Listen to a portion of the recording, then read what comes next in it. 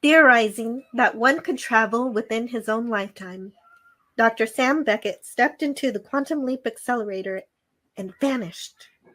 He woke to find himself trapped in the past, facing mirror images that were not his own, driven by an unknown force to change history for the better. His only guide on this journey is Al, an observer from his own time, who appears in the form of a hologram that only Sam can see and hear. And so Dr. Becket finds himself leaping from life to life, striving to put right what once went wrong, and hoping each time that his next leap will be the leap home.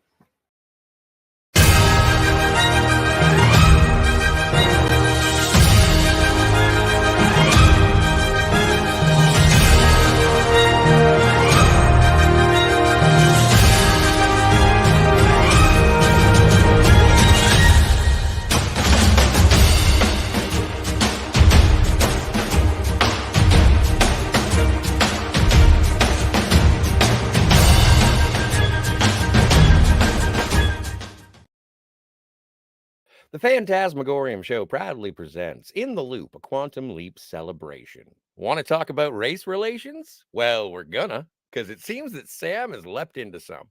We'll move into a magician's custody battle afterwards, so we have that going for us. I am Scotty R37. Antiderivative Jill is here, and Steve will be calculating the odds on how Ziggy gets us out of here. How are you, Jill? Great.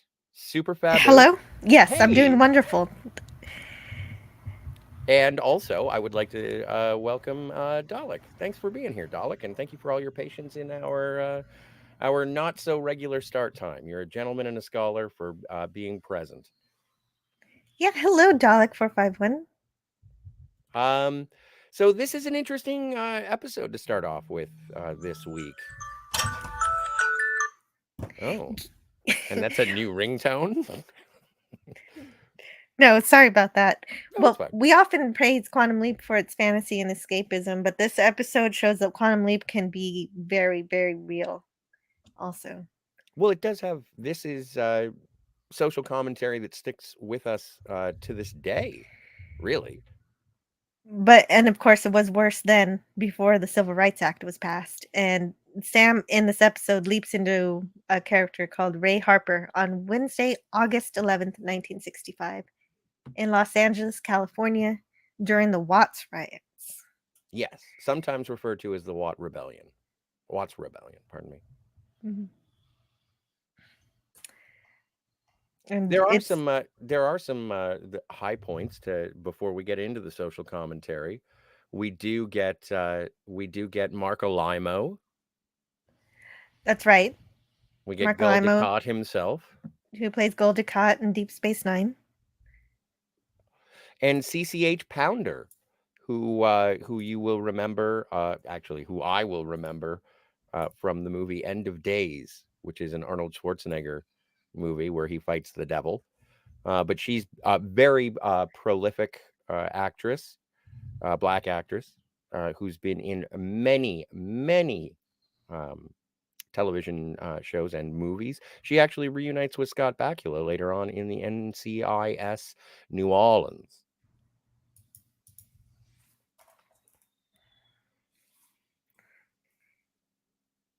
Oh, that's Did good. you want to provide context, or did you want to wait until Sam figures out what the context is?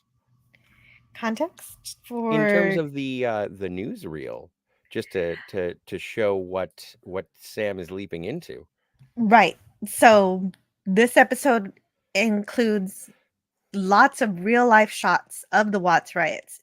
Into this episode, they took reels from it, and it's pretty terrifying. But it looks like, Scotty, you found a video about it, and so Yeah. I've never seen this before. I'm seeing this for the first time. And this is from its time. This would have been a newsreel from 1965, and it paints it from a an authoritarian picture or a maintaining of control. I don't know. You please, let's watch, and we can talk about it after.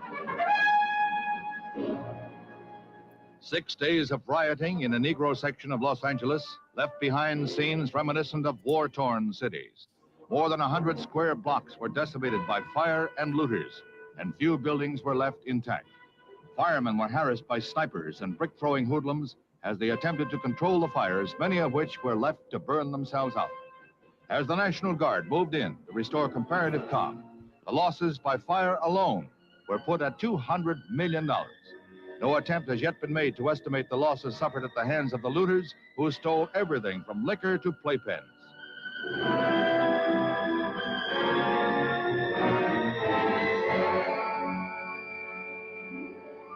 Firemen were later issued flak suits of bulletproof mesh to protect them from snipers who continued to shoot from rooftops.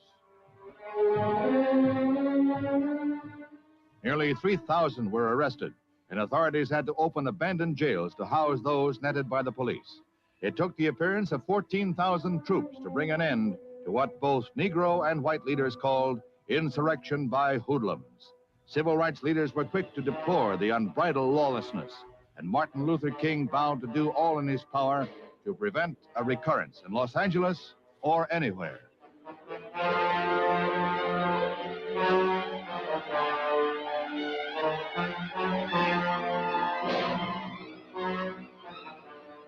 An uneasy calm prevails in what is known as the Watts area of the city. A curfew was put into effect, and the entire section declared off limits to all but residents. The people who live here are suffering great hardship with no grocery, drug, or other service stores able to operate.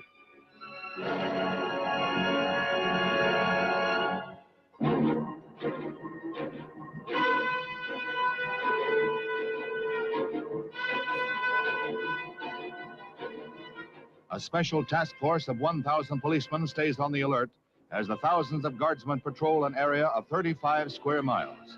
The outbreak spread to other Southern California cities, but were quickly quelled. And Los Angeles authorities say they are now ready to move with dispatch if lawlessness breaks out anew.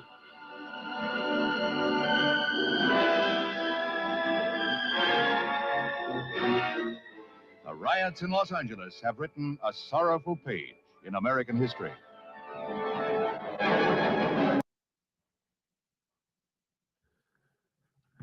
And that's really interesting because I had never actually heard of the Watts riots or the Watts Rebellion, as it has also been known, until watching this episode.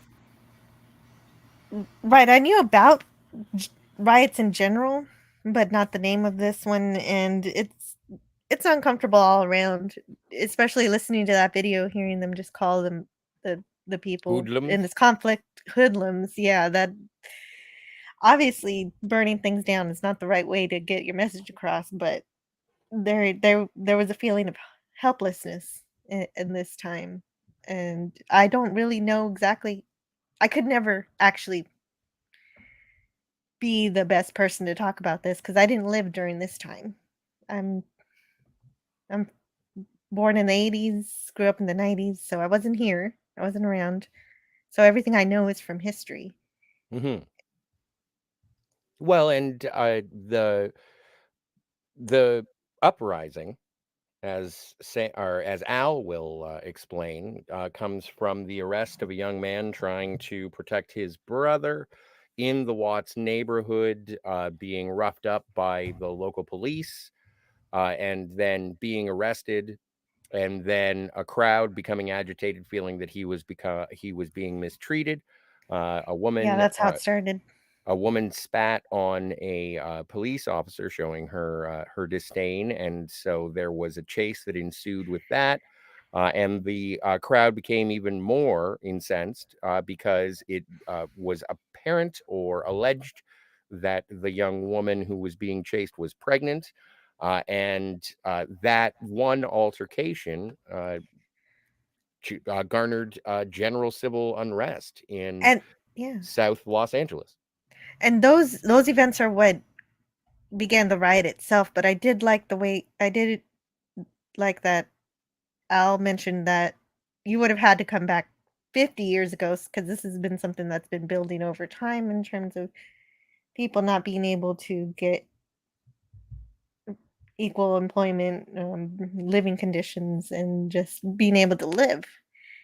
So Yes, absolutely. And and just a general change in the demographics of Los Angeles as well between 1940 and the 1960s. The demographics of Black population in Los Angeles grew by 150,000 citizens, residents of southeastern Los Angeles, and it does strike a chord in terms of civil rights activism and the violent means that it is expressed that I saw during the Rodney King riots in the 90s, and then also most recently with the aftermath of George Floyd.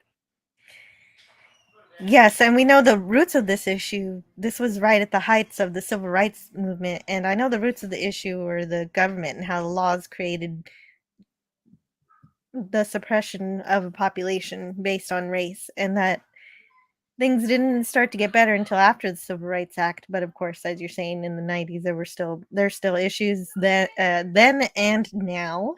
Hmm.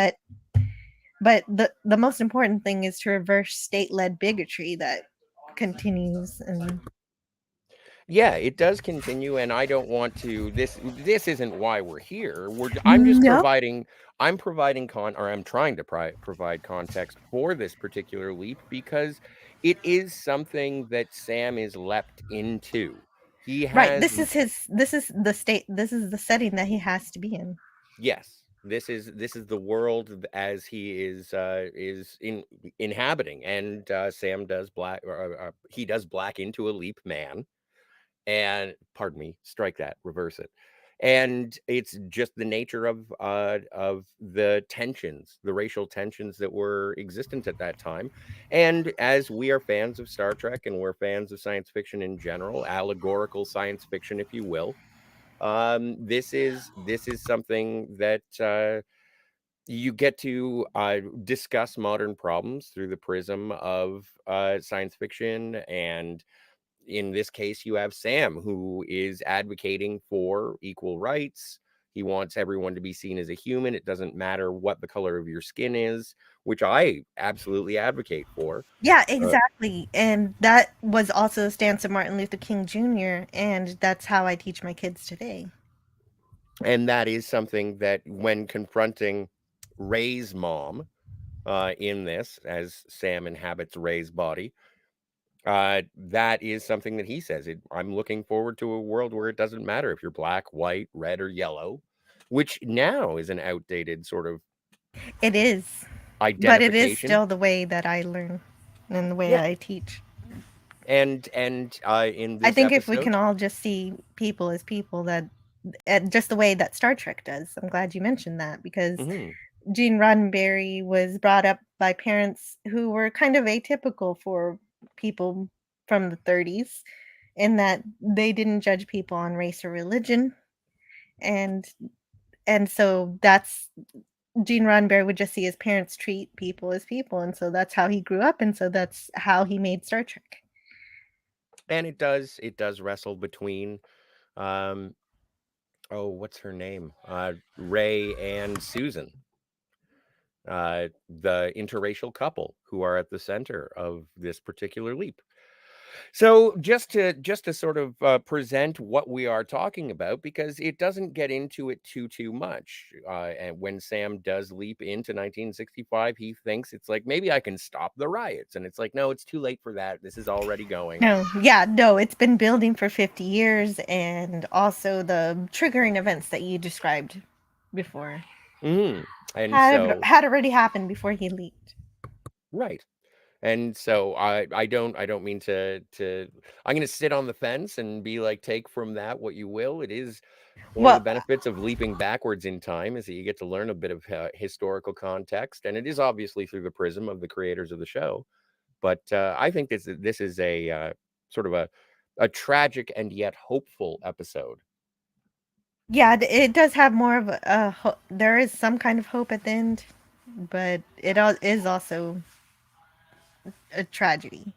All right, well, let's get into it. So All right, this is gonna be a bad time. Let's see. It's Oh, before we Deborah see, Pratt says this is her Romeo and Juliet.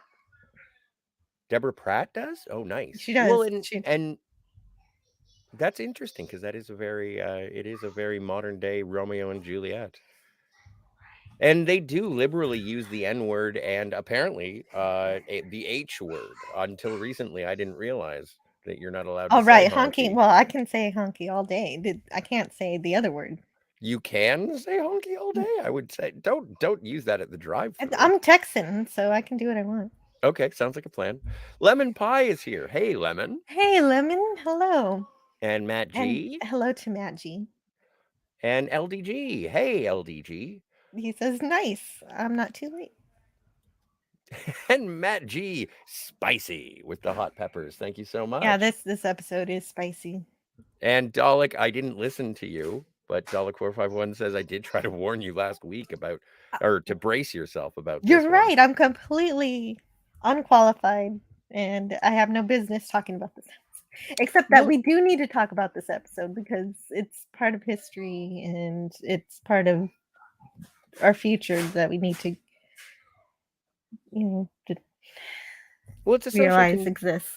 It's a social tension that exists to this day, and again, as good fiction does, it will talk about timeless issues, and unfortunately, this one is still timeless. Mm-hmm. Unfortunately, people still let their fear turn into anger and turn into hatred, and I would hope that everybody could learn to love and be peaceful, but how do you do that?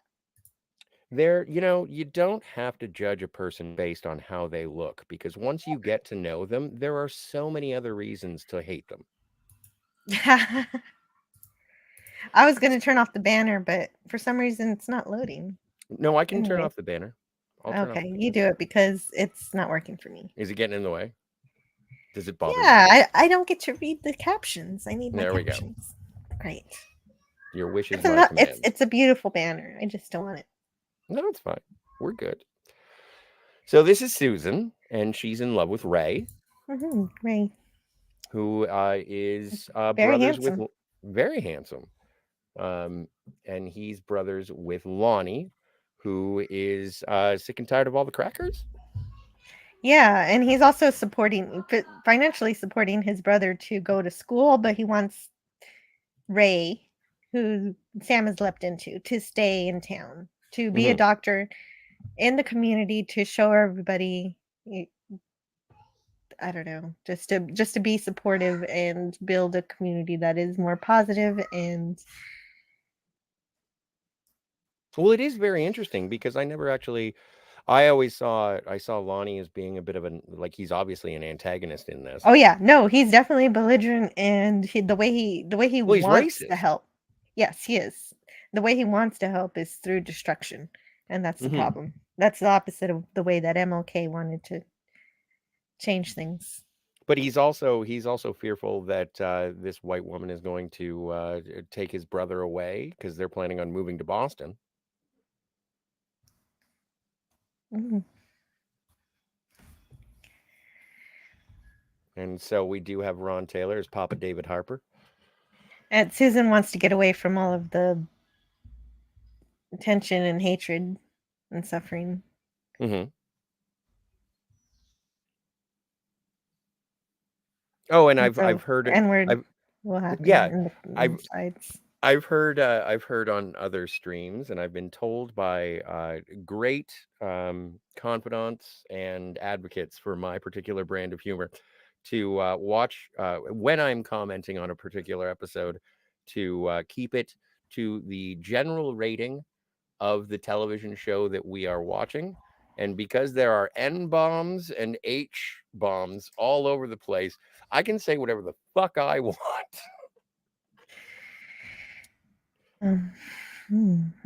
Well, come on. This is a charged episode, and so if there are any things that are prickly, spicy, as Matt G. So normally before we do these reviews, I usually collect my notes, but I have to go on the fly today because I didn't have time for that.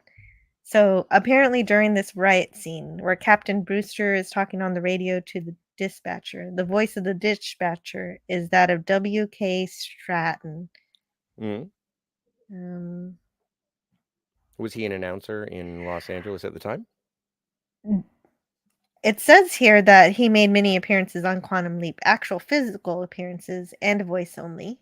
Oh, So he's the most frequent guest star on Quantum Leap. He was in Genesis, Goodnight, Dear Heart trilogy, part 1 and 2, and Hurricane. Oh, part 3? There's a 3-parter in Quantum Leap? can't wait. Wow. Okay, that's going to be cool. But these newsreel footage that show up throughout the episode, they were collected from NBC News. Yeah. Yeah, these are real shots from the riots itself. Mm-hmm. Marco Limo. Just going to show that whenever Marco Limo shows up, he's not necessarily going to be that good a guy. That's true, and he's not. Well, I think he's a product of his time. He's a product of the system that has been built, that he is perpetuating as part of his job. So Ray drives Susan home to go meet with Galdecott. And they're talking about their future. And Susan is adamant that it's not going to be in Watts. Do you want to live there? Do you want to raise a family there? Which I thought was a weird sticking point just because Ray was raised in Watts. Right. So there he is. No Cardassian makeup. Yes, it was Susan who said, "Stop it, Daddy." That was not Sam. And yes, it's stay away from my daughter. And this is Maddie, played by Montrose Higgins, who plays the servant, the maid. Yeah, and she realizes realizes the prejudice of her employer, and she ends up quitting for it. Yes, that evening.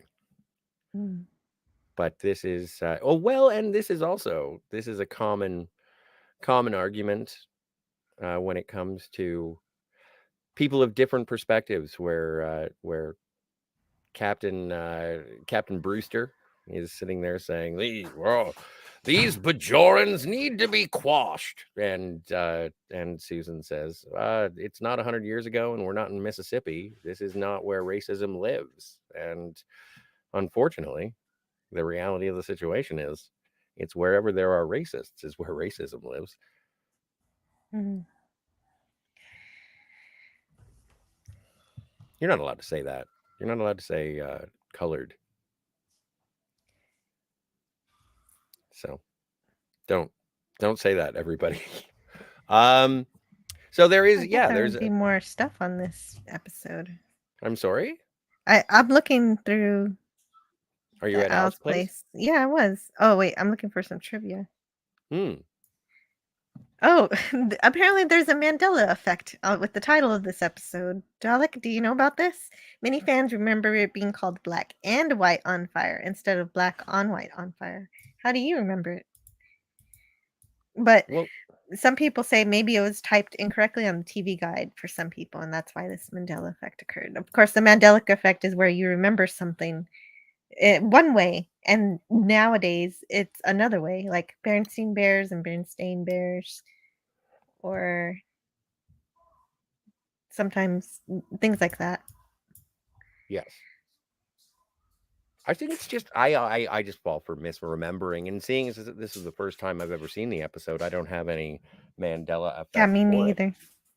That's why I'm asking Dalek. Well, thank you. And so, Deborah Pratt remembered about the production of this episode. We had to go into the network and fight with standards and practices about the kissing scene. And we had sponsors pull, and a couple of places in the South didn't show this show. But everybody had a different attitude. There was anger and frustration, but nobody really understood what was happening. Oh, I didn't know. This episode wasn't shown. I guess some people censored it. That's strange. Well, and It's that's the 90s. I don't know. That was more progressive than the 60s. well, you would think so. I would. Well, that's what I experienced, and that's what I saw on TV usually is more Well, it is more cooperation. I suppose, and it's interesting just to see things from a different perspective, and that's, when you're doing that sort of morality tale, seeing things from a different perspective and understanding not from your own, something that is foreign, something that's alien, or not your day to day, something that you and I would say, oh, I thought we solved this in the 90s. Well, clearly, no. Well, I wouldn't say completely solved it, but there were a lot of things that were a lot better in the 90s than they were in the 60s, and a lot better, let's say, in 2010 than the 90s. But in some ways, lately, we've been reverting back, maybe reversing things a little. I don't know what's going on now. Well, history is cyclical, It from what I is. understand. But again, this is more about Ray and Susan's story than it is about the riots themselves, the Exactly. rebellion itself. Exactly. this- Sam's here to make sure that Susan and Ray stay together. But Sam being Sam, he's like, oh no, I know what I'm gonna do. I'm gonna save the world. I can stop all of this. And it's like, And- no. Yeah. Well, also, I think it's interesting that he keeps forgetting himself quite a bit, thinking that he really is Ray. He really gets into it. Well, he started off with two of the most passionate things that can possibly happen. He started by making out with a lady, and then he gets beat up by his brother, or choked out by Papa. Right, his brother and their friends. And really, the whole episode is about them, Ray staying with the Susan and Ray becoming a doctor. Oh, sorry about that again. That's the last time that'll happen. Oh no, it's fine. I like it. It's a good song.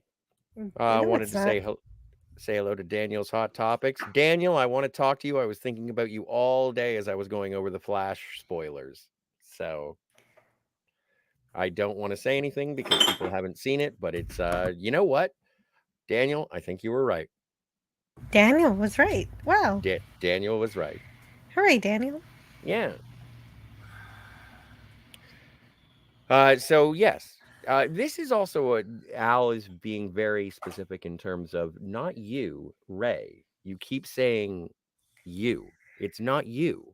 You're And we're not too sure about how much of the leapy stays with Sam during the leap. and we do get to that later on in the series, yes. But so the question comes to be, what is going on? Oh, did you get the songs? Oh no, I didn't get any songs. What songs do we have? The songs at the beginning of this episode are it's very top heavy, because as we get into the drama, the drama of the story, we start off with My Girl. We have by the Temptations, Tracks of My Tears by Smokey Robinson and the Miracles, Papa's Got a Brand New Bag by James Brown, and Baby I Need Your Lovin' by the Four Tops. Interesting. There is one more song, but I couldn't get my Shazam to work because there was news being played over it. Oh, okay. So it got muddled. It did get a little muddled, so I didn't see it. Let me see if I can find the soundtrack listing. But I have it here. Actually, I have it here. Let's see. Oh, do you? See, yeah, Al's place works. Scott doesn't. The Four Tops. Did you mention the Four Tops? Yes. Okay, and you mentioned James Brown, Smokey Robinson, and the Miracles. Well, it might have been two of them. There are two songs. Ooh, Baby, Baby by Smokey Robinson and the Miracles. Ooh, Baby, Baby is the one that I missed. Okay, there you go.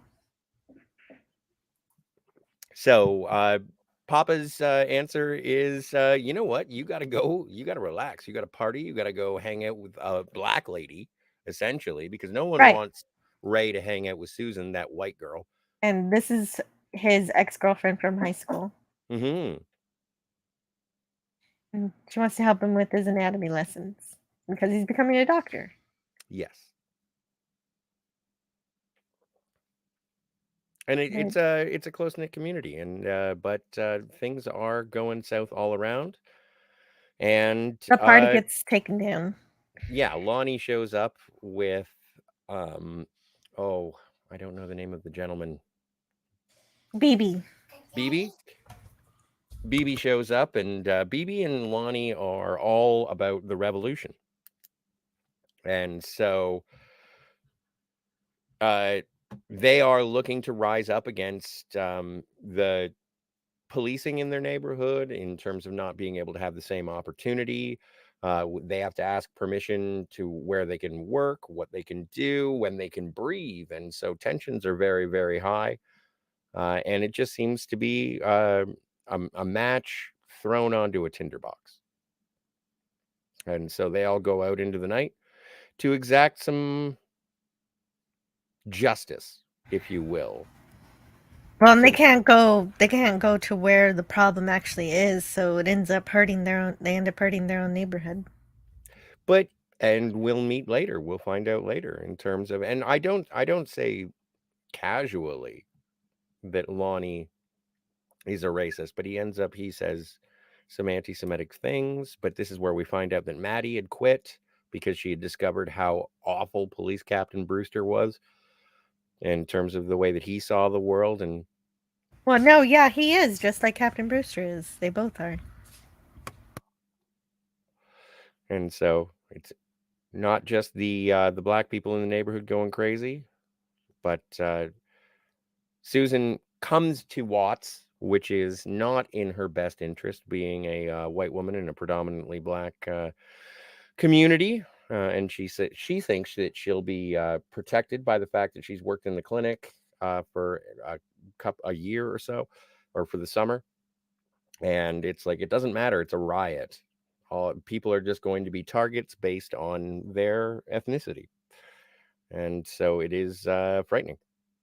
And so Ray, Sam being Ray, is maybe it's because his emotions are heightened. Ray's emotions are heightened, that he feels a need to stay, defend, and help in Watts. And then CCH Pounder shows up as Mama Harper, Ray Harper's mom.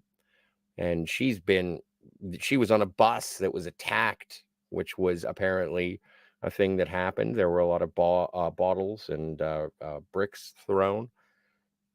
And she got home. She doesn't know how. There's chaos in the streets, police cars being blown up. It's an interesting cinematography as well, because intercut with the actual footage. There's stuff that was filmed for the episode, and then they show that as footage on the television. But after a long night of civil unrest, Sam wakes up. It's about 11 o'clock in the morning. Susan's upstairs, and everything is still. Phones are down. Right. Power's out. I did like that he wanted to call her dad, but he couldn't. It does, yeah. There are a couple of times when it's like, call the police, and it's like, we should call the police, and it's like, yes, you can't. You They're cannot. kind of the problem right now. Yeah, the lack of communication. You know what was weird, though, and it was something that I thought of, and this is just in terms of suppressing any kind of uprising in an urban environment. I was wondering if the power was cut off by the authorities, or if that was a result of the unrest. I didn't know. Wasn't addressed, but it's just there something were that I was curious a about. lot of things that were on fire. But you're There right. were. We didn't see quite exactly what was happening from the power perspective of the episode. And it is like and this is a horrible tangent. Actually, it's not a horrible tangent. It's just the tangent that I have is when Cloverfield came out.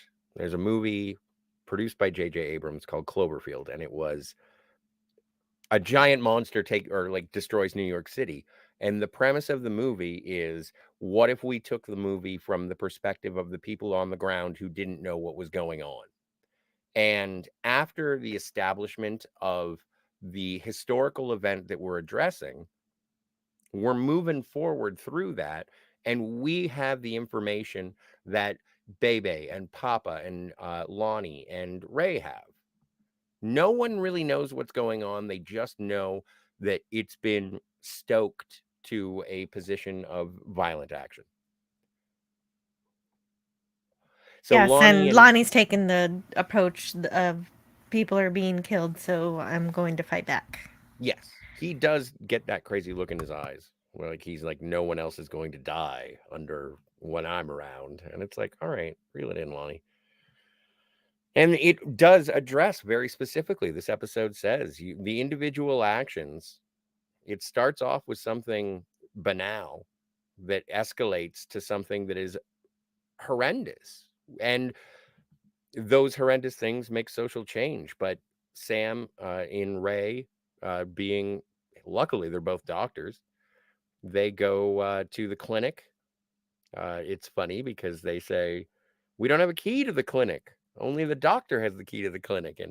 And Papa says, if there's one thing you don't need in Watts tonight, it's a key, which is Yeah, when that was civil true. unrest happens, you can get in anywhere. And also, it's Lonnie and Bebe, BB, Baby, says they burned out a grocery store. And why did they burn out that grocery store? Because it was owned by an old It was, yeah, Jew.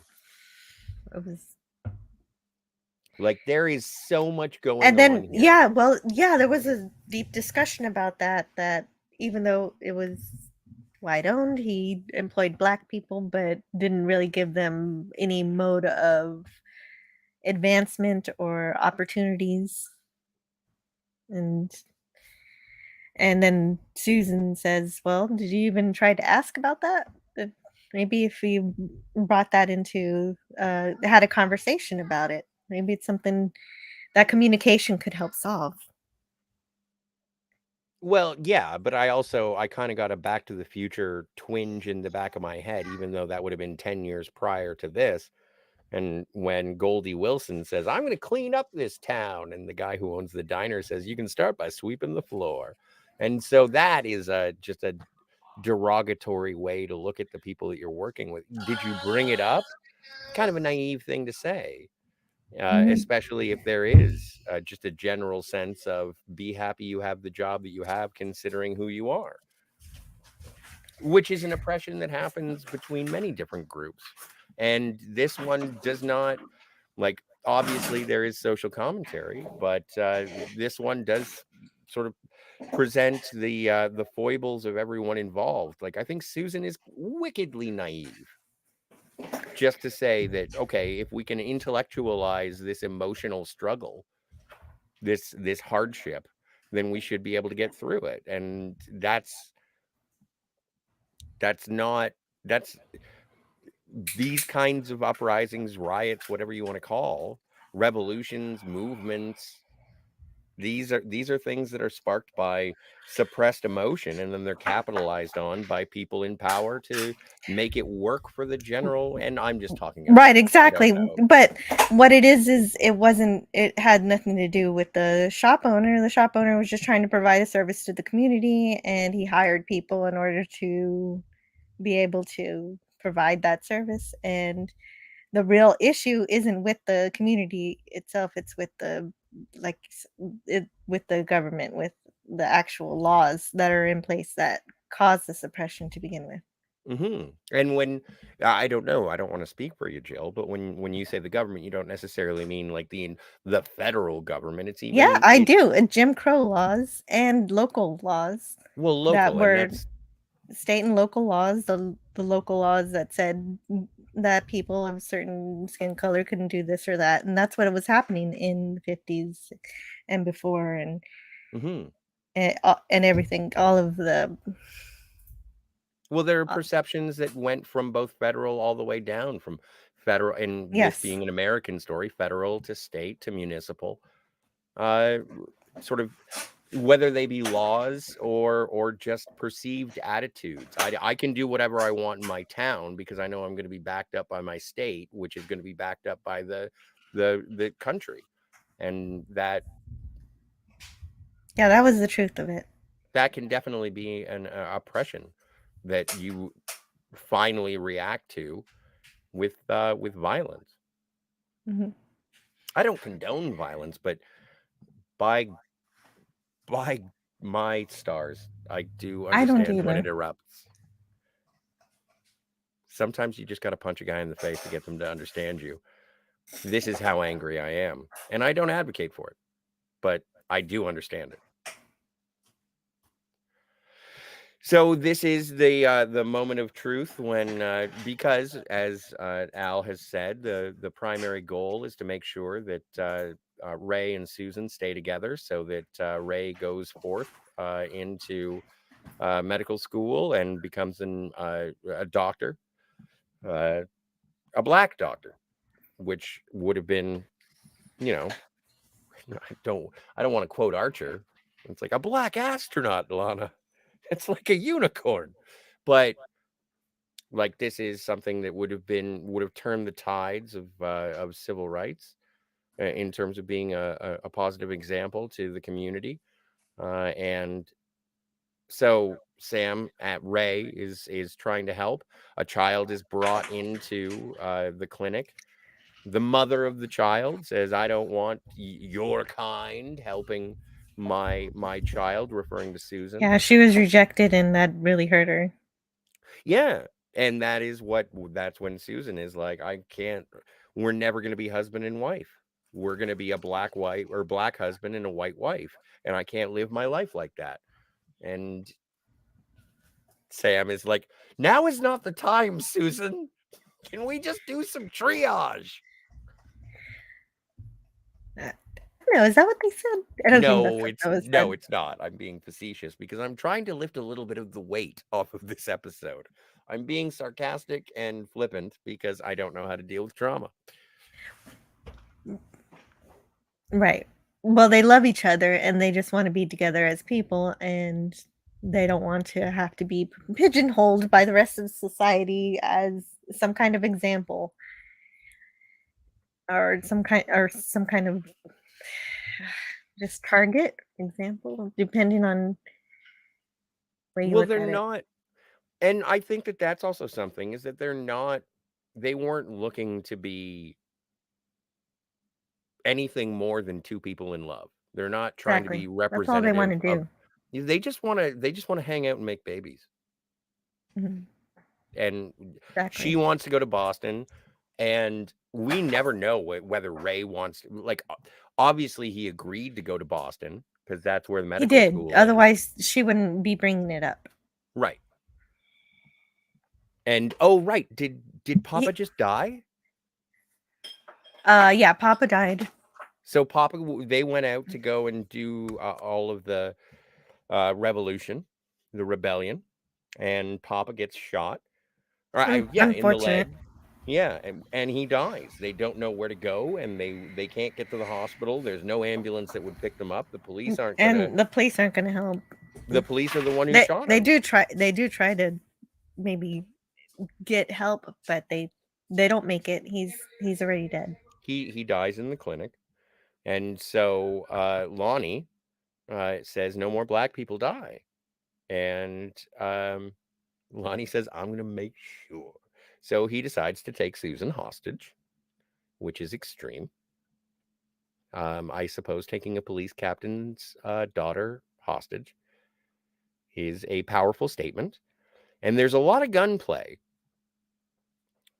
But Sam does a couple of spin kicks, disarms BB, and Mama Harper picks up the gun and says, "Let him go, or I will cut you down." Or no, actually, it's BB who says, "I will cut you down." So anyway, Sam is running. Right. She says everyone, you boys are all fools. Yes, thinking with their muscles and their guns as opposed to thinking of what will make this better. There's chaos in the streets, cars on fire, looters will be shot on sight. All right. And Um, instead of thinking of how they can actually change things systematically. But this is set everything on fire instead. it. How else? What better way to express rage? Really? Like I don't advocate for it, but when something starts, Yeah, but Martin Luther King had a different route. He had more of a peaceful way, which sometimes still ended up in violence, but not on his side. well, but it's He- interesting because Marco Limo's Captain Brewster says at the beginning of the episode, and he references Malcolm X, and obviously with a vilification, saying they'll do what your Malcolm X wants, and sort of saying the more aggressive style is the way to go, and that's why. Uh, uh, at least for Captain Brewster, that's why he's distrustful of the situation, because as a policeman, he's probably been presented with the most negative version of a community. Heck, it's just like they recently, like when it comes to the police. The police they don't trust you right off there is no innocent until proven guilty if you are a policeman. It's usually guilty until I put you away, and then someone else is responsible for making it so that you are innocent. But I didn't take you in because you're innocent. The presumption of guilt is there in law enforcement. That's how they get you incarcerated. Am I mistaken? I might be. So that is No. Well, it's supposed to be you're innocent until proven guilty, but I do have to step away for a minute. It's supposed to be that way, but you might be right that their goal is to incriminate you if they can. But I will be right back. I will do my best to shuck and jive until you return, milady. But yeah, and so there are things.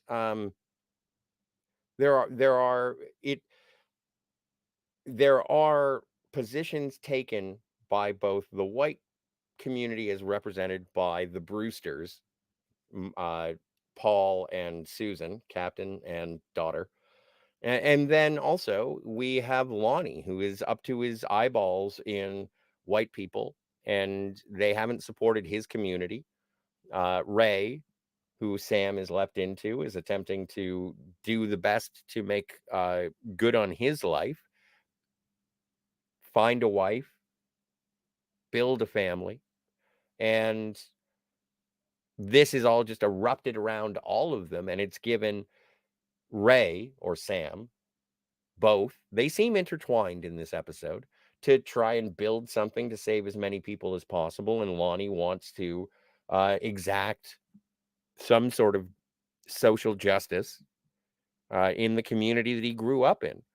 I'm sure his mother being like when Mama Harper returns home, she's cutting ahead. That can't do anything positive for a guy who is trying to prove a point on how awful things are in terms of the authorities in his community. And so he reacts emotionally and violently with his posse. I think that if we watch this episode, and if you have seen it, great. BB he's an asshole. He's just in it for the fight, or at least he is blinded for the fight in spite of the cause that the fight is for. And sadly, Papa, who dies, he's the heavyset man in the episode. The reason he's out is this is all something that happens. This is just something that occurs on a, like, not a regular basis, like obviously riots of this size or rebellion of this size. He's just out because what's going to happen? What's the worst that can happen? Well, he does get shot by law enforcement, which elevates the distrust and hatred from both Lonnie and Baby. So Sam goes running out into the night to go to Lonnie's apartment, where Lonnie has Susan kidnapped, taken hostage, because if Captain Brewster of the Los Angeles Police Department can't stop the killing of black people in Watts, Well, you know what? Maybe I can kill your daughter, and that will make you realize how close to home this is for us. Sam goes running to try to get to Lonnie's place so that he can save Susan, Ray's bride, or Ray's paramour.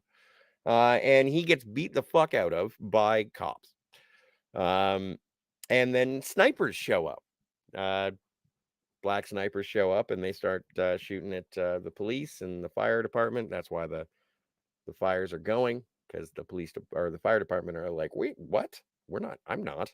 No, they're shooting. You take the hose. So that is luckily witnessed by Captain Brewster, who sees Ray and says, "Where's Susan?" And they find he's like, "I'm only gonna tell you if I get to go, because there's only one person who's gonna stop my brother from doing this, and that's me." So Captain Brewster takes Ray to Lonnie's apartment building, and Ray goes in, or actually he walks across the street being beaten and bloody. Lonnie sees this, lets him in, and is reunited with Susan, which is fantastic. But Captain Brewster sets up a police sniper across the way so that if there's a clear shot, we're gonna kill Lonnie, because Lonnie took Susan hostage. But, Yeah, and so from that, oh, geez, this gets so much. You go for a bit. Sam as Ray tries to convince Lonnie that the community needs him. They need him alive, and they need him to be part of. They need him to be part of the family, and that actually gets to him. Yeah. And he also tells him, "Would you really kill someone that I love? This is the person who I love. Don't kill her." Mm-hmm. So he doesn't. Yeah. No, and he doesn't. He does understand it personally. As personally as he was going to take it to Captain Brewster, "I'm going to kill your daughter," and Ray shows up and says, "Don't kill my girlfriend. Don't Yeah. kill the person I love." And I think it's important to mention when you're watching this episode, you feel like these people are really going through this trauma, going through this. Oh, yeah. Terrific. Like, the acting is terrific.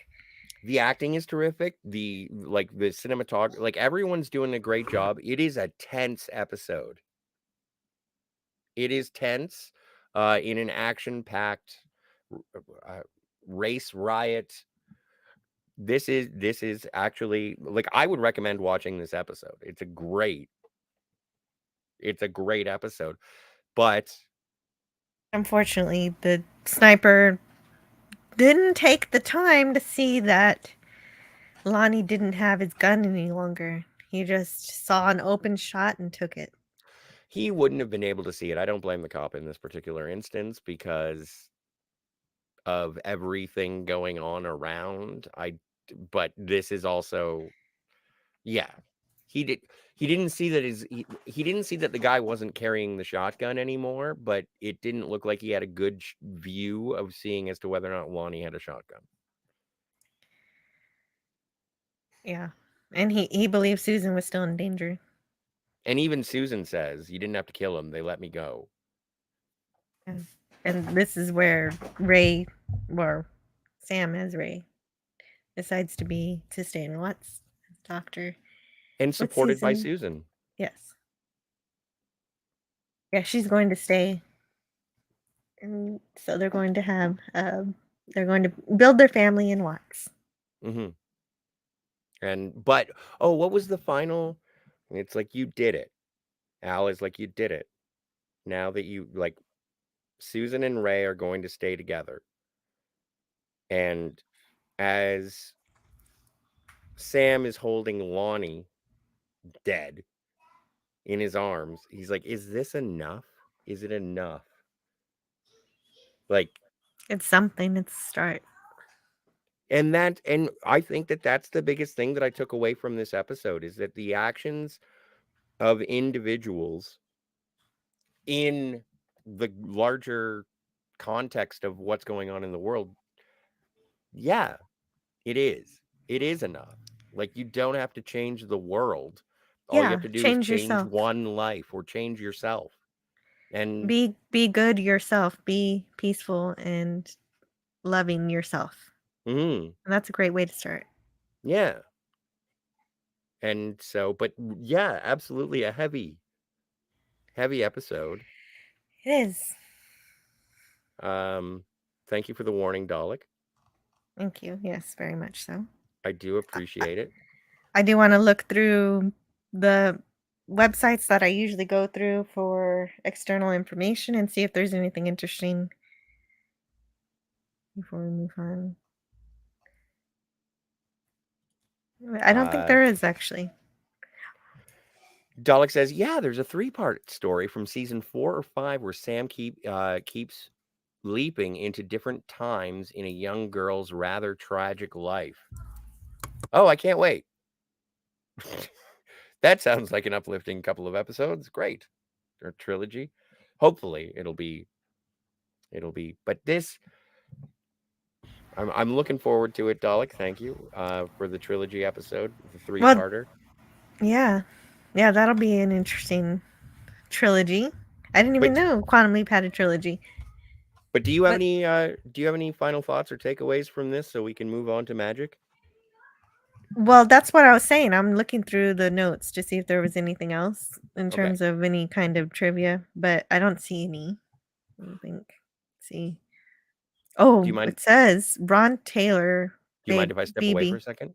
No, I don't mind. Go ahead. Okay, and don't forget, Ron Taylor did play a Klingon in Deep Space. He did. Okay. Ron Taylor, who played BB, died of a heart attack on January 16th, 2002. He was 49 years old, so that is part of the trivia. And oh, hey, this episode received an Emmy nomination for Outstanding Sound Editing for a series in 1991. That would be wow. This episode could probably use some more awards than just that. This was an important episode, one of the important Quantum Leap episodes. And let me see about some of the actors here if I know anything that they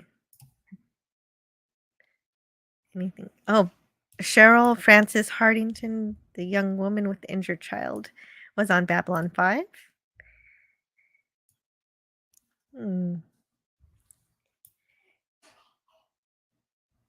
And seeing what else. Of course, Mark Limo, we of course know he's Goldie Crott, but he did other stuff too. Yeah, he was the French gambler in Time Zero Part 1 or 2. Oh, so he was also Next Generation. He was. Well, he also played Gul Macet in it says here he was also in TJ Hooker. Ooh, I'm gonna have to look for that. Yeah, find that episode. That might be fun. Total Recall?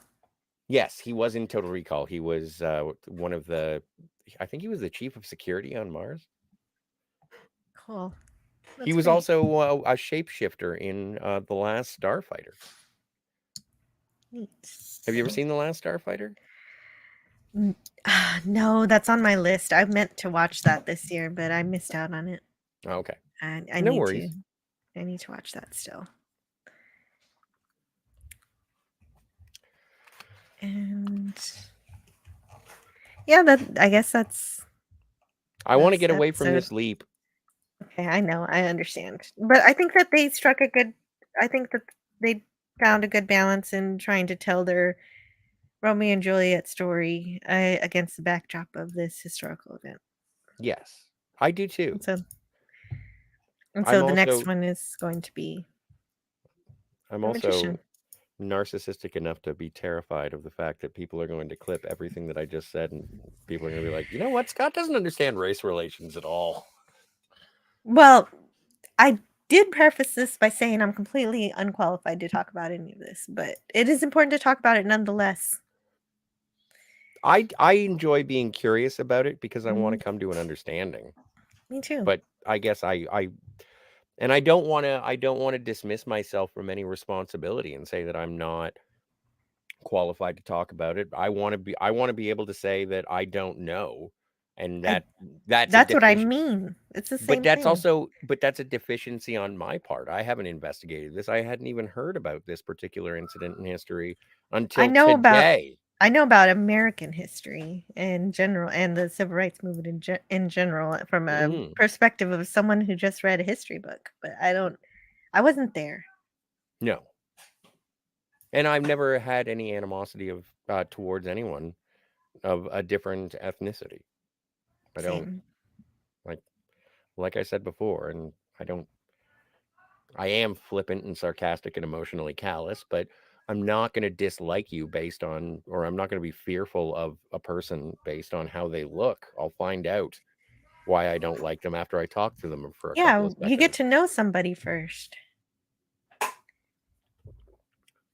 So, but now I feel like a man in a box being shoved with swords. Oh yeah, let's but do before that. we get to that particular box, I did want to say, Daniel's Hot Topics. Oh my God, Scotty! I just saw The Flash last night on a streaming service. No spoilers, but it was amazeballs. I am so happy that you enjoyed it, sir. I look forward to hearing other people talk about it, and I will get to it eventually, but I am in no rush to see The Flash. That's just me. I'm not either. I'm okay without it. Yeah. But for those who enjoy it, I hope they enjoy it double plus much. Definitely. But Daniel, when I saw the spoilers for the episode, I was like, holy shit, he was right.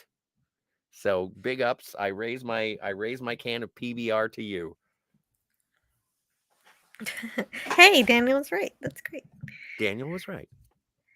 So The Great Spontini first aired on November 2nd, 1990. It was written by Tommy Thompson and directed by Christopher T. Welch.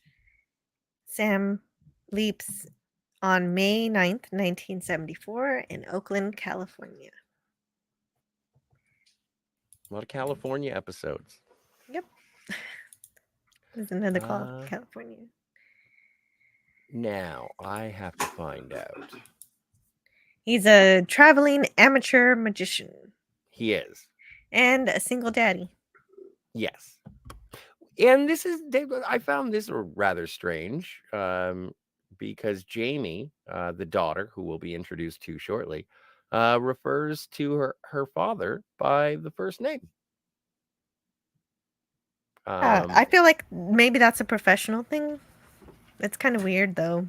You would think you'd call your dad your dad. Dad, but maybe that's just, I don't know, maybe that's forward thinking. But during the performance, it makes sense for her to call him Harry. But outside of that, it's weird. Huh. I'm surprised. There was an actor in this episode that I thought was in Star Trek and was not. Oh, really? Oh, he was. So Steve Slater? Is that who it is? Hang on. No, Michael Fairman. Oh, really? That doesn't mention Star Trek here. He played Vendor.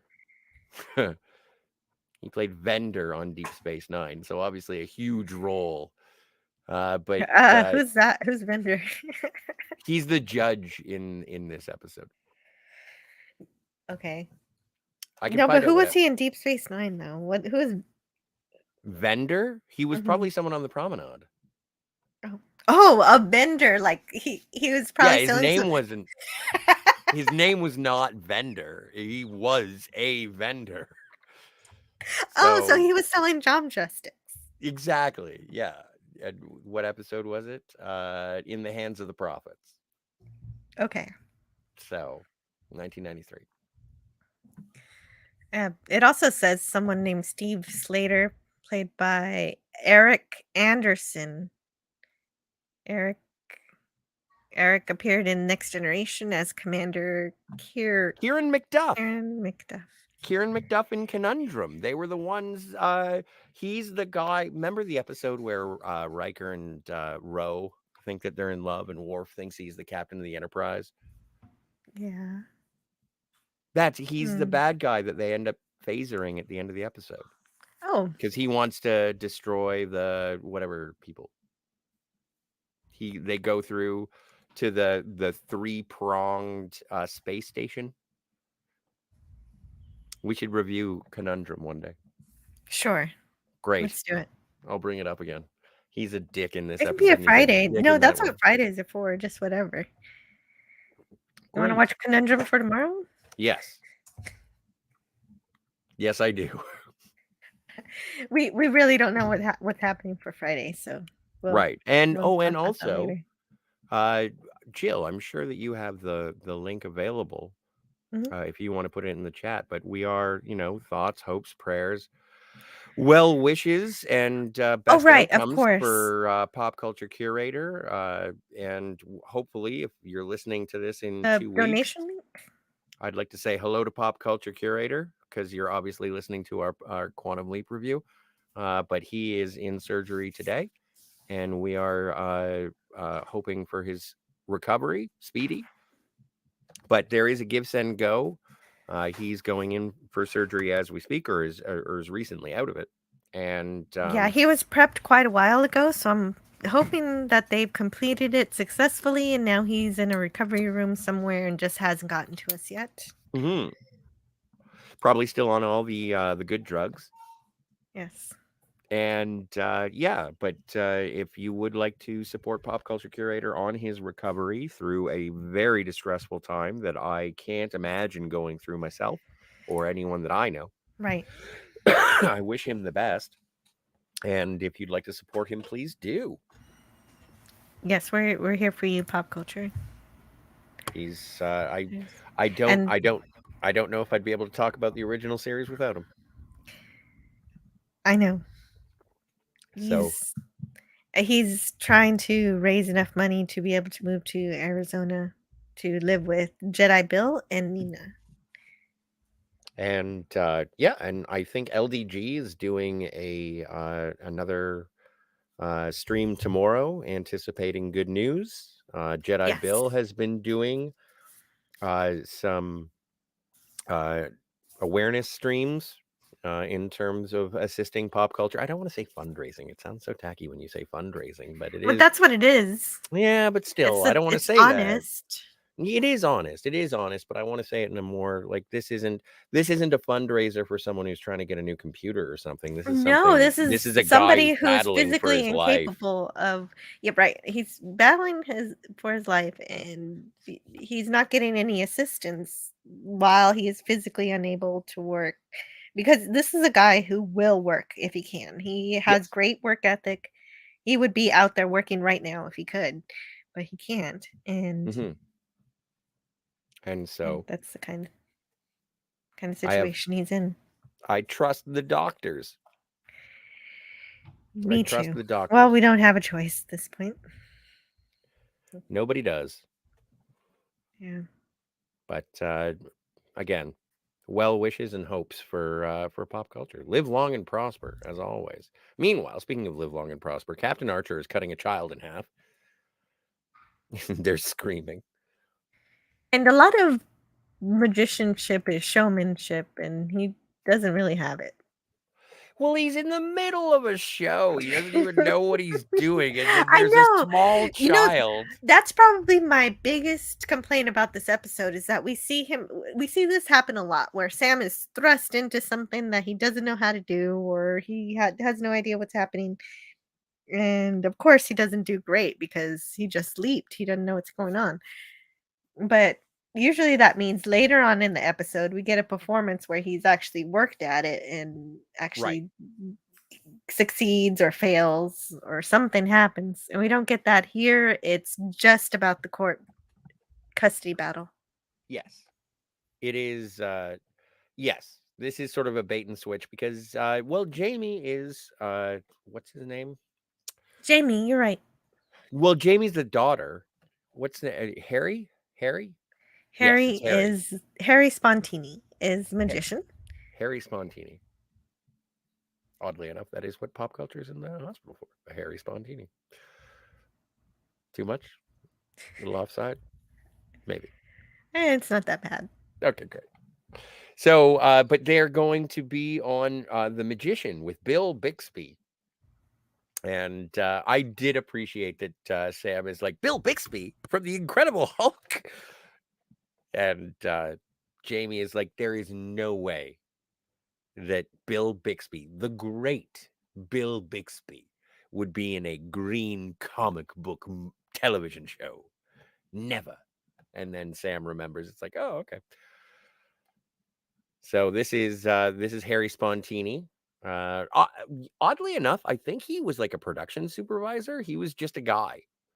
And they were like, we need somebody for the mirror reveal. Do you want to do it? Yeah, okay. Oh yeah, I haven't looked at that yet to see what Harry's mirror image is played by Dan Birch.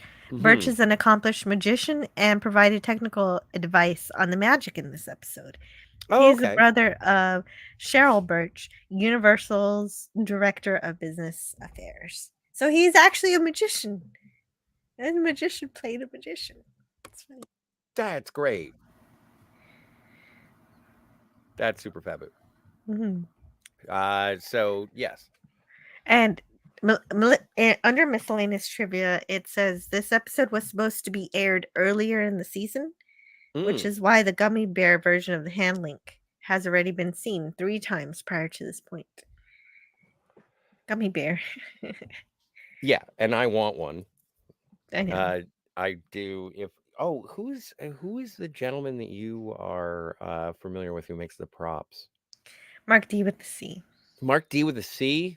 I got to talk to that guy and find out if he can make me a hand link from Quantum Leap. Okay, well, I will talk to you later. Okay, great. Because I've Does been he doing have one? things. You've been doing things? My birthday's in January, so you got plenty of time. But you know what? And I'm going to say it now because it's probably something that gets skipped over a little bit later. Is that this episode, Al is banging on his hand link like nobody's business, and it's Right, the he old beats hand it up. link. It's the old one. You cannot see through it. It looks like a circuit board. It's in the same shape, but it's not the gummy bear one. And okay, then he gets the gummy bear one, and it starts to work. And I was like, is this the first episode with like the new hand link that I've come to know and love from Quantum Leap? and no, we saw it already a couple times. But we're not doing this in production order. We're doing this on the order of the DVDs. Right. So this is air date representation. So I'm just wondering if this was intended to be sort of a background detail, and it was like, we're not going to talk about it, but it's there. And so I like to think that this is when they got the new hand link. Yeah. Well, it had. Okay, so I did commission a hand link from Mark D with the C. Oh, nice. So, are you going to get a hand link? No. Oh. Did he say he couldn't do it? No, he's not already made it. He needs to paint it. Oh.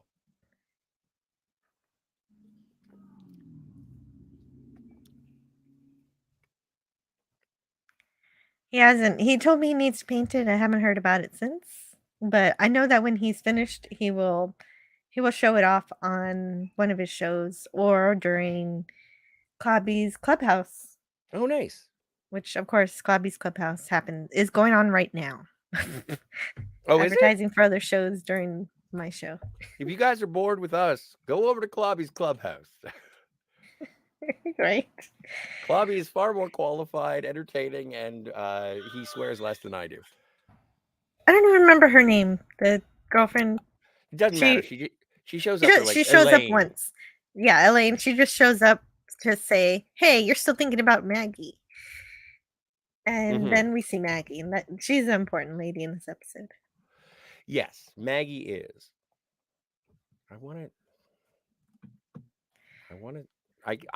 She looked familiar too.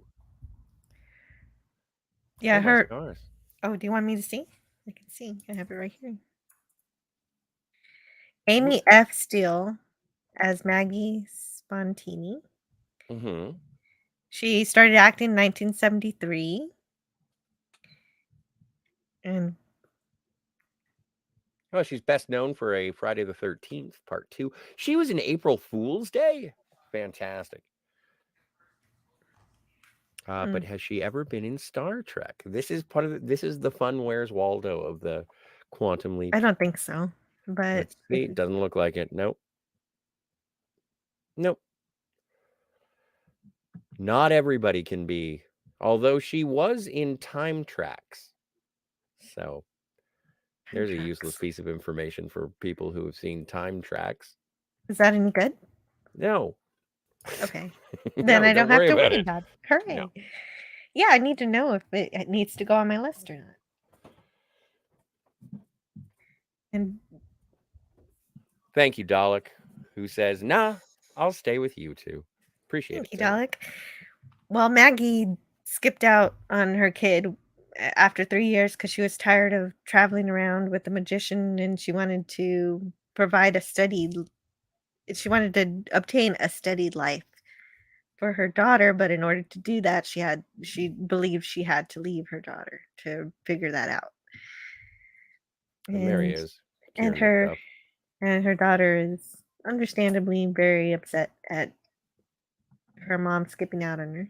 Mm-hmm. Being abandoned by her mother, yeah. Right.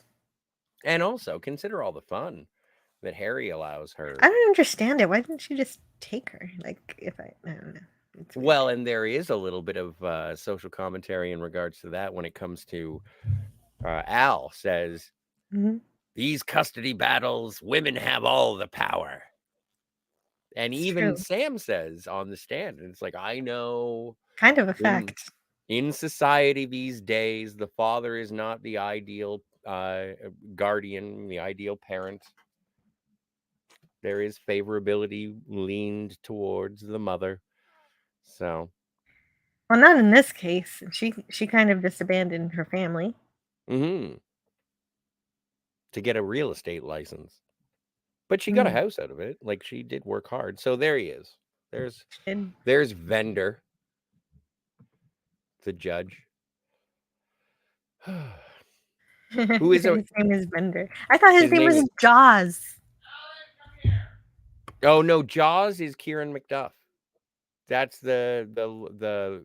So anyway, I'm sorry. We sort of breezed over everything. So Kieran McDuff with Maggie, they are together. He is a divorce lawyer, and Sam thought that he was coming in for a divorce hearing, but it turns into a custody hearing. And so there have been pictures. There's a dropper named Clapper. No, wait.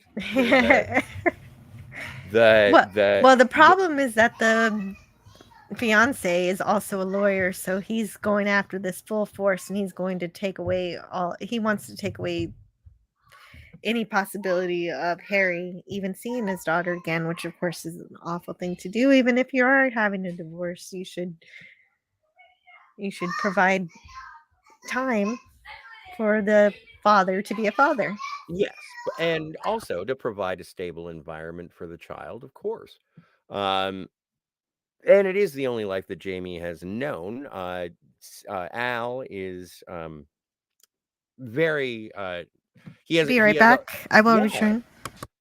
He has a lot of animosity towards the divorce lawyer because he had to deal with one with his third wife, Susan.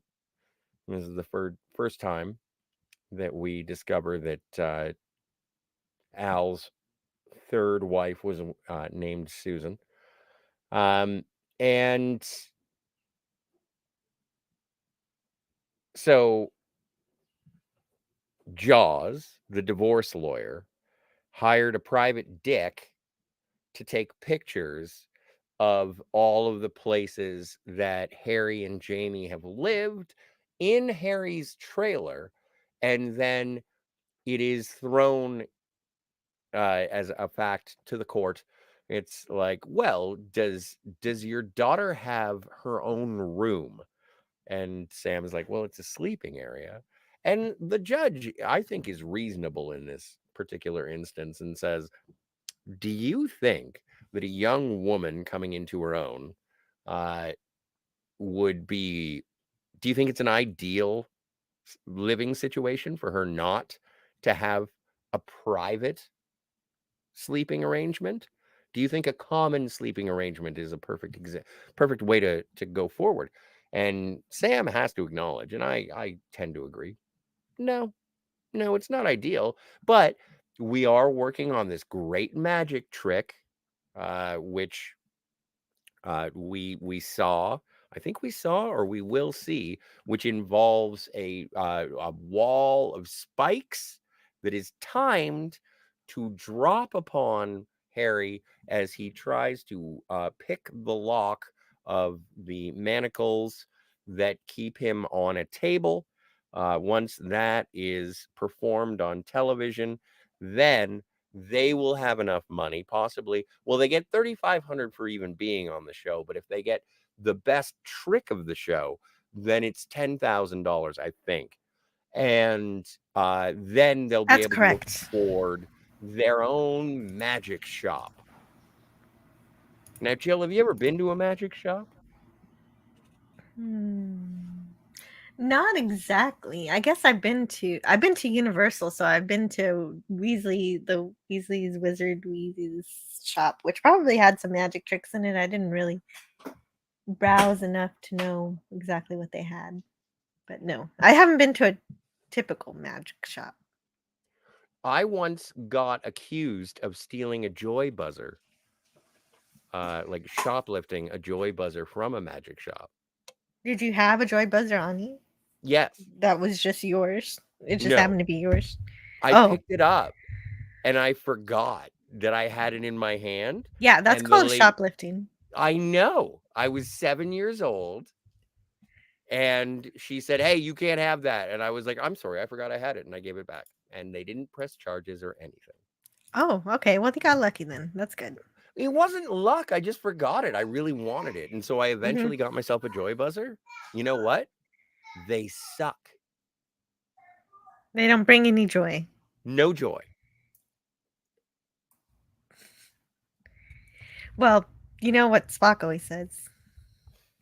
Wanting a thing is more than having it. It's not logical, but it is often true. Yes. More pleasing, pardon me. You got the idea. I did. So this is all just lawyer defending. See, that's where Al is banging away on his handling. He can't figure out the birthday for the little girl, and the worst thing you can do, you can hear from a dad, is him not knowing the birth date of his own daughter. So he fucks up on their birthday. How many places have you lived? How many schools has Jamie been in? We don't know. We don't know because Al's handling doesn't work. And that's why he says in this my thing head, is dead. I'm sorry? He says that it's dead, I think. Does he? They need batteries? Mm-hmm. I wonder if it has a USB port to charge. Doesn't he say I killed it? What does he say? Let me look. I like that. A magic shop. I think I killed it, Sam. Maybe. It is making a lot of cool noises. It's true. I still have to find that to be my It notification. was the death throes of Ziggy, and you're just enjoying it.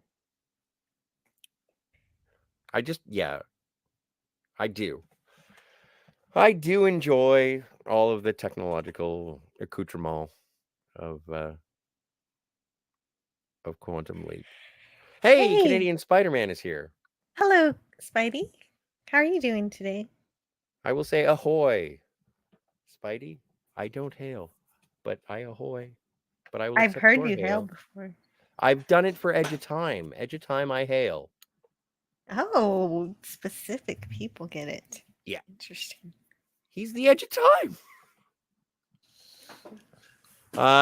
So anyway, the judge says you have to have Jamie at the mother's house by 5 o'clock this evening because, quite frankly, you live in a trailer, magician. You're not even the Sorcerer Supreme, I'll tell you. And Jamie doesn't want to. Oh, this is when they do the Table of Death, which we will see shortly. But it's all going to be okay because this is just a mere hiccup in the plan. But here's the Table of Death.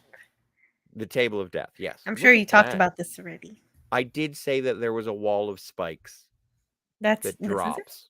This is it. And 2 people have died, apparently, on this thing already. Yes, this is very dangerous.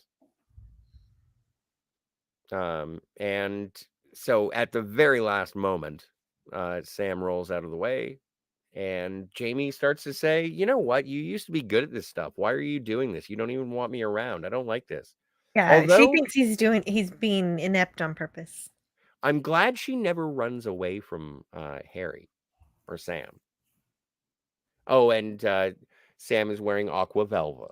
No, because she trusts Harry. She trusts her dad. Yes. She doesn't want to be with her mother. I think it's more about she doesn't want to be with John. Well, Steve is worse. Steve is worse. And I apologize, Steve, if you're listening to this. The entire time I was watching this episode, it was like, fucking Steve. So it's not you, buddy. It's Kieran McDuff. It's this Steve. From Conundrum. Yes. And yes. Aqua velva all over. All over the place. And yeah, even I'm surprised that Sam sort of introduces himself with a magic trick. I'm wondering if that was Jamie's idea. But we do know they had a magician consultant on this episode, so they probably showed Sam. He probably showed Sam how to perform the flower trick. It's adorable when Sam. I am gonna start pestering Scott Bakula to see if he'll join us for an episode, and I'll ask him if he ever did magic. Okay, that sounds good. He was in a movie called Lord of Illusion. There's so many questions about this show that could be asked. Yeah. So much missing production information. Wouldn't it be cool? Wouldn't that be an interesting sort of conversation? Be able to talk. It'd be interesting to talk to anybody who's been on the show. Well, we can't talk to Dean Stockwell. Well, no, I know. Anybody still living. I'm not asking for any Ouija boards. Marco Limo. Let's ask him about Captain Brewster in the racially charged episode. We could. Mm-hmm. So there is sort of a reuniting, and it seems that there is still a spark. Sam seems to be under the impression that he could see it in her eyes. There's obviously he was right. There. That kiss seemed to work out. Mm-hmm. Well, and it continues. It continues on, but Maggie is not going to put up with Harry's fantasies, hoping that someday they come true. So there's right. She wants stability in her life. She does, which makes sense.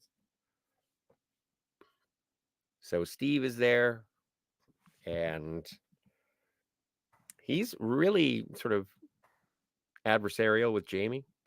Yeah, like he's on a warpath against Harry, and he doesn't really care that much about Jamie at this point. He doesn't really even know her. Right. He just wants to be with Maggie. She's the only one he actually cares about right now. And all he knows is that Maggie wants Jamie, and so he's going to make that happen.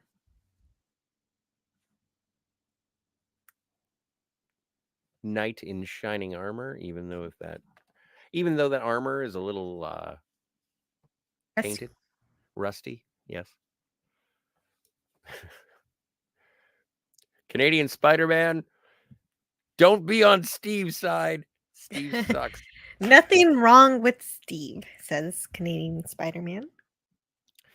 This Steve in this episode, he is a bit of a chuckle monkey. I don't like him. So, but he's good at his job, and if Maggie wanted it, it would have happened. Yes. So they go to the custody hearing, and it's not looking good for Harry. Sam doesn't have the answers, and Oh, and of course, the big drama in this episode is that Jamie decides to practice, or I don't know what she's thinking, well, working she's trying. on this. She wants to succeed and be able to buy the magic shop, Mhm. but I don't exactly think what she knows that professional magicians have died on this thing, and yet she's testing herself on it for some reason. Well, if she can do it, like, because she's already seen Sam fail at doing it, Mm. and they have to succeed at doing this very dangerous magic trick. It's not even a magic trick. It's just sort of like an escape artist It- situation. Yes, it's escape artist, definitely. Canadian Spider-Man, stop revealing your secret identity. Yes, there are some good Steves. No, he's rebuilt it on several occasions. Hooray for Steve, then. Hail Steve. Hail, Steve. There you go. Nothing wrong with Steve. Except for this Steve. This Steve's an asshole. So, not you, that guy, the other guy. Anyway, so Sam is racing because Al has figured out that Jamie is trying to work on this escape artist thing, the death of drops and pokey things. Sam drives, gets a little backseat driving. This is an official backseat driving from Al, saying, "Stop! You're going to hit somebody." And then they try and stop the falling spikes, and they do. Sam steadies his hand, calms his nerves, and unlocks the manacles, and then they all go back to court. And Steve tries to say, "Well, Harry endangered his daughter," and then Maggie's like, "No, if anyone did, I left her with an old woman." She takes And responsibility for her actions for the first time, I see here, based mhm. on the actions that she decided to take on for the past 3 years, leaving her family. So now that she's back, she's realized her mistakes and she's owning up to it. And I like that change in character. And yeah, and it's she takes off her engagement ring because Maggie and Steve were engaged, but she's like, "You know what? We're done. F you, pal." And says, "Get out of my face. I don't want to go through with these proceedings anymore. I withdraw my petition." And everyone agrees. There are hugs, Well, except for Steve. He doesn't except for agree. Steve. Steve gets out of there. Like, yeah, look at Yeah. that. Look at that fucking mullet. It's so weird. Just a weird haircut. Anyway. So yeah. Al shows up and says, "Sam, you did it. Everything's cool. You're gonna be able to, like, it's gonna be an amicable relationship. Everyone's gonna be happy, and glory to the Empire. But like Harry and Maggie, are not gonna get back together. That's not on the books." And Sam says, "Well, let's see if we can change the books." Well, Sam says, "Damn it, the last episode was so depressing. I'm going to change things right now." Exactly. And or in the cards, not on the books. It's not in the cards. And so he goes over and snogs for a little bit. And oh my stars, they live together happily ever after. Yes. And if you want, like, Maggie was a real estate agent with a lovely home. They could all move into the house. That's true. There you go. So there's a big happy family. And then we get one of the most intriguing, in my mind, teasers for next week's episode that I've seen in a while, for two reasons. It has a regular from Christopher Nolan movies,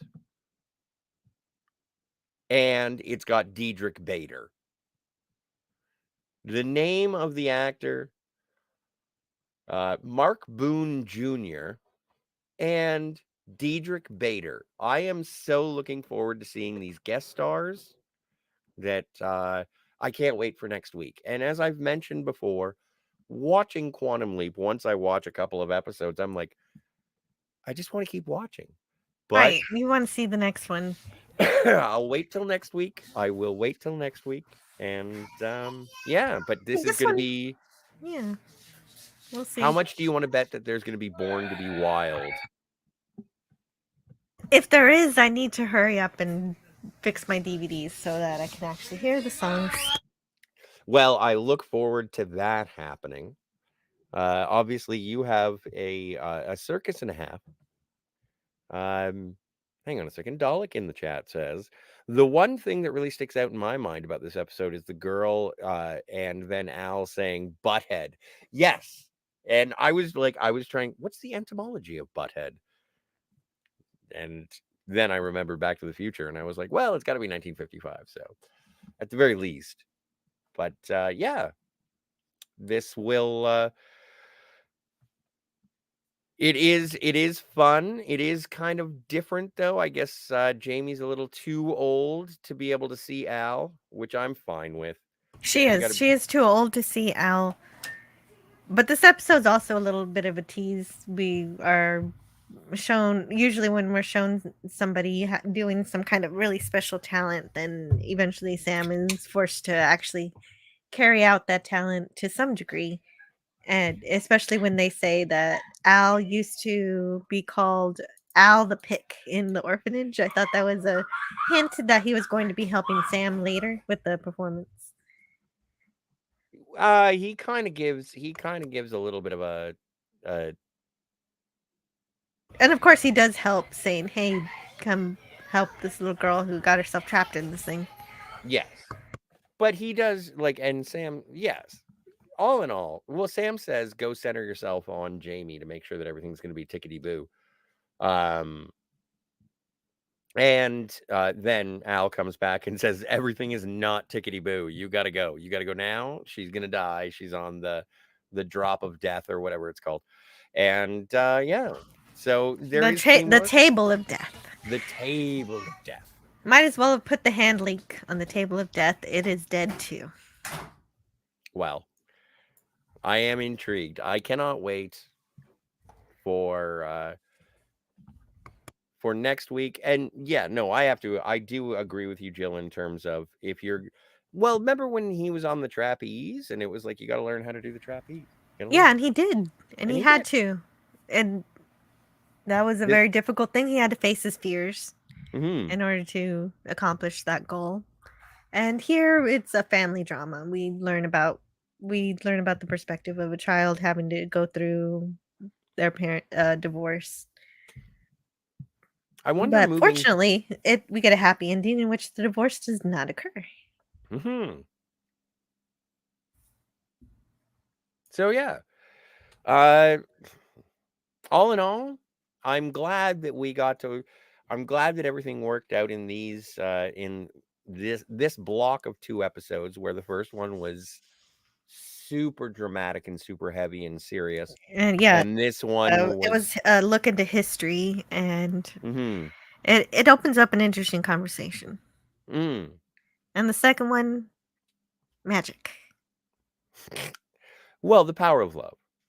True, the power of love. Also magic. It's a fairy tale. The second one was a fairy tale, which is good after the realistic, historical drama. Wait, yeah, drama. Absolutely. Do we want to do the bingo card? I don't know if these are good episodes for the bingo card. Although I guess it's difficult to find a time when Al isn't a dirty old man. I guess he was cheering on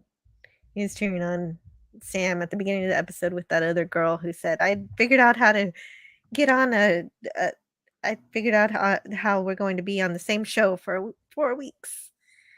Yes. The same. I don't know. I forget about. Let's skip the bingo card this. Yeah, no, I'm not feeling the bingo card this week either, even though I really do love it. It's really Oh great. no, it's fun to play sometimes, but like I don't want to trivialize. I don't want to. I don't want to bingo. Yeah, I don't want to bingo that one. That episode is too important. Yeah, I don't want to trivialize Black on White on Fire. Me neither. But I am happy that we sort of got a sorbet in the Great Spontini. You're right. You're right, Canadian Spider-Man. Al is a typical man, not a dirty old man. He is a role model. I'm not. Oh.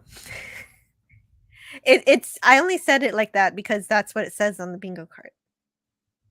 No, fair enough, and that is what we do. But so I guess like tune in. Black on White on fire. Sounds like a drink. It should be. Well, and after you watch that episode, you're gonna need one. And not for negative reasons, just that it's heavy. It's social commentary. Again, allegorical science fiction that puts a person that would not necessarily be in that position. So you can see things through a different prism and perspective. I really appreciated it. And it got me researching something that I hadn't heard of before. And it sort of got me to recontextualize current relations and see the history of it. And it's a reality that people had to live with. And the way things are now are completely different. There's nothing stopping you from reaching your dreams. And if there is, tell me exactly what that is, and we'll work on figuring it out. We can actually do that now, thanks to the Civil Rights Act.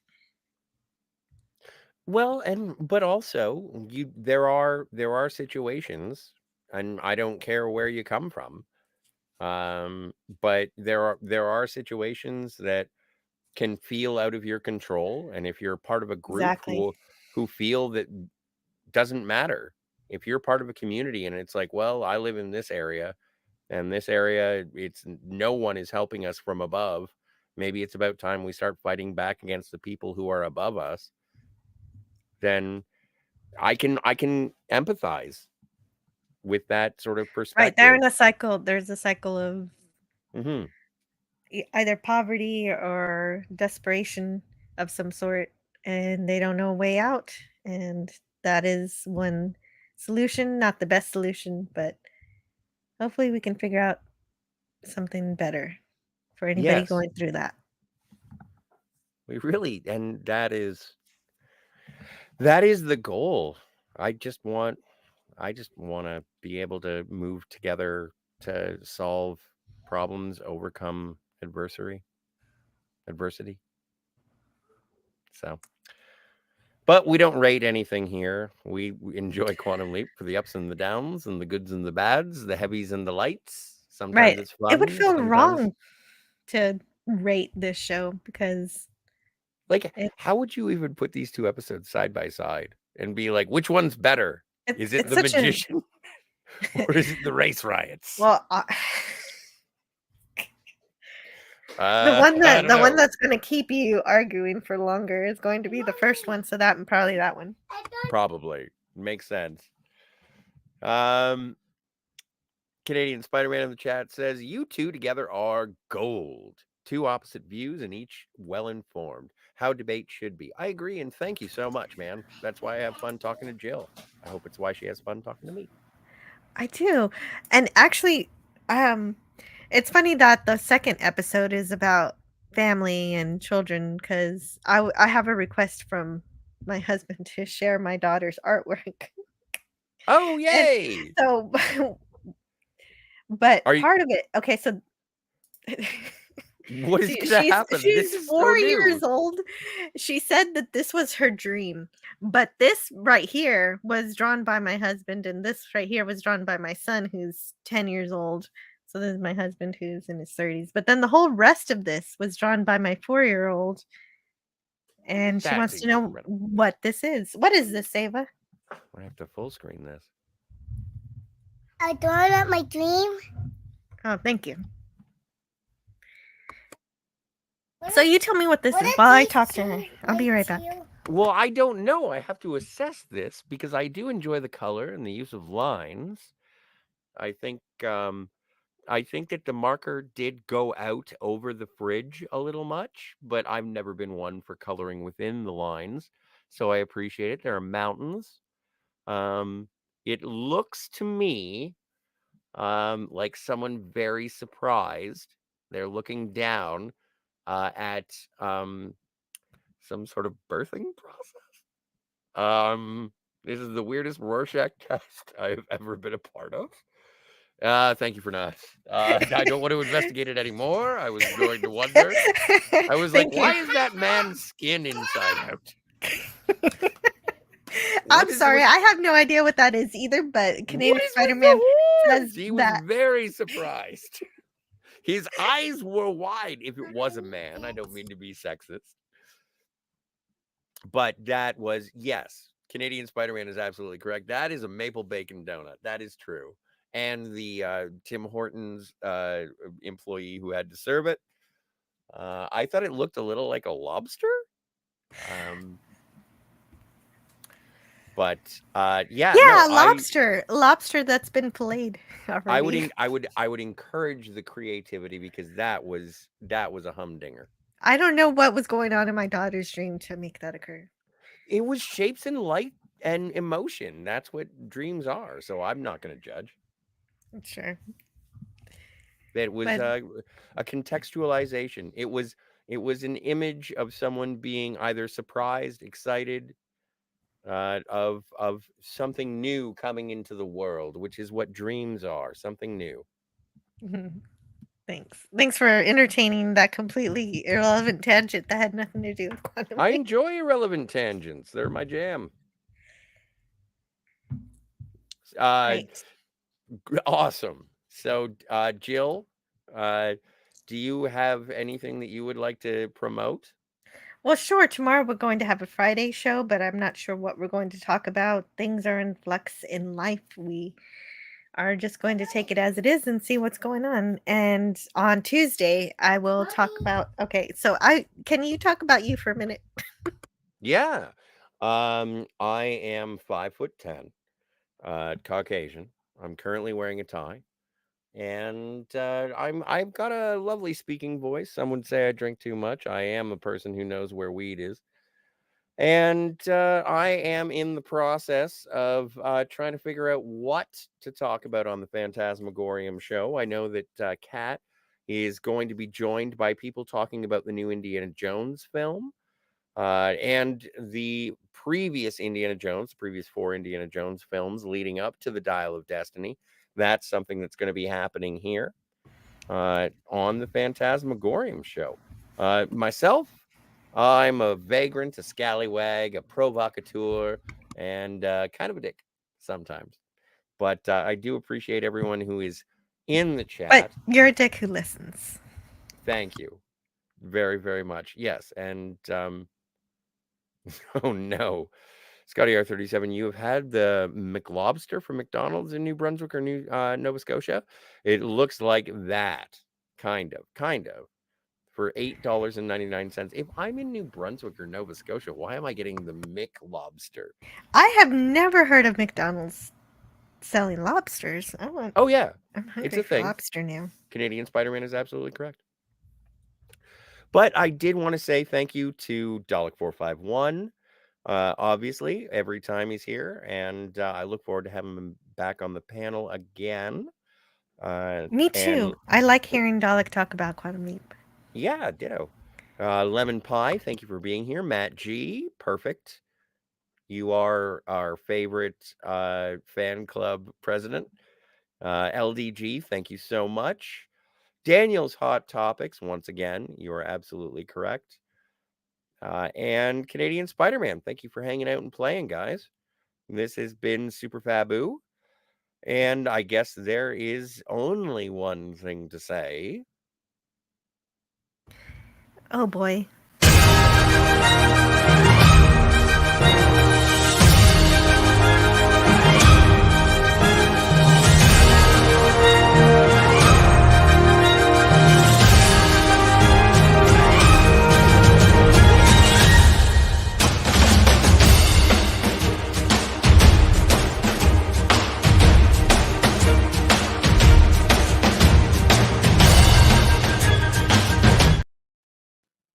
Don't forget to like and subscribe.